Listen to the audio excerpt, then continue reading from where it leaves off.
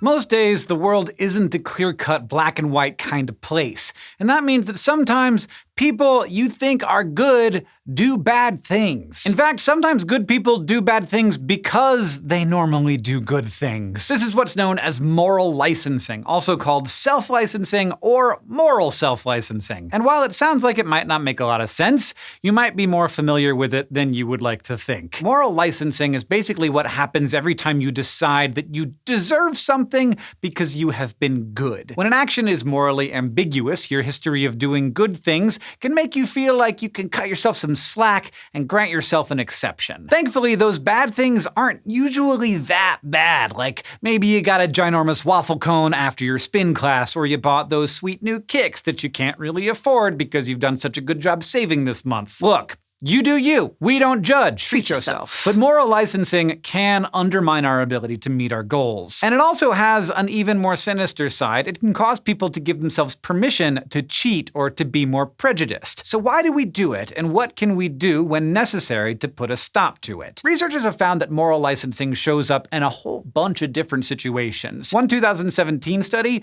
found that employees who participated in a corporate social responsibility program were more likely to shirk their duties for their actual job because they felt like they were doing good. Similarly, participants who were part of a 2013 water conservation program did save water, but ended up using more electricity. Some of the examples, though, were a lot more concerning. For example, in one study, people who had a chance to disagree with some really sexist statements tended to favor a male candidate for a job over a female one later on. And another paper with around 100 participants showed that those who endorsed Barack Obama were more likely to later make pro-white judgments. It's worth pointing out that some meta-analysis have found that the strength of the evidence for moral licensing is due in part to a publication bias. Interesting findings, after all, are more likely to get published than ones showing no effect. But even taking that into account, moral licensing still appears to be a thing. And it turns out you don't even have to do the good stuff to cut yourself slack later on. Like, one study found that participants who had imagined agreeing to help another student donated less money in a follow-up task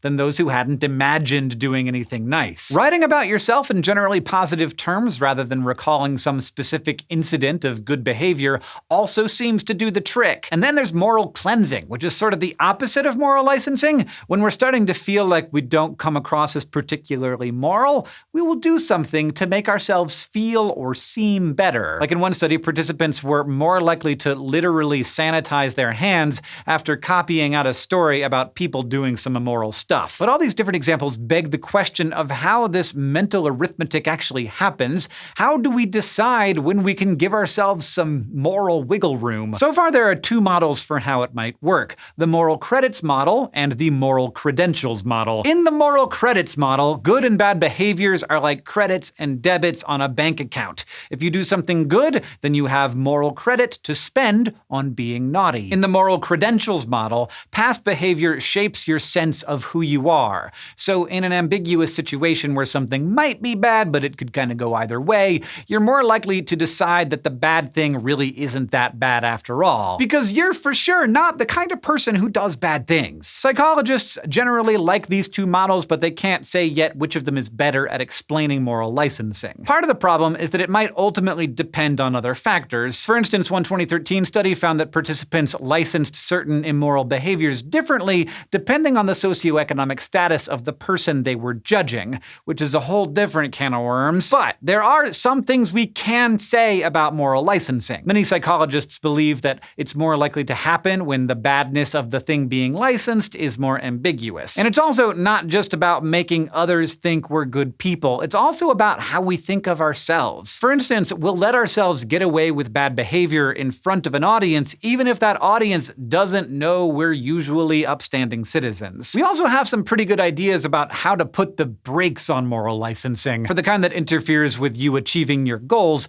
reframing the way you think about those goals can help. Psychologists suggest thinking of the first steps toward a goal as a commitment you're making, not just noticed some pretty good progress so far, because good progress can allow us to let ourselves slack off. And for everything else, just knowing that it's a bias can help us counter it. It lets us pay more attention to when we let things slide and why. And that can help us make sure that we're doing the stuff we're doing for reasons that we're okay with. Thanks for watching this episode of SciShow Psych. If you would like to learn more about bias and the tendencies that shape people, you might want to watch our episode on implicit bias and whether or not everybody is a little bit racist. Buckle up.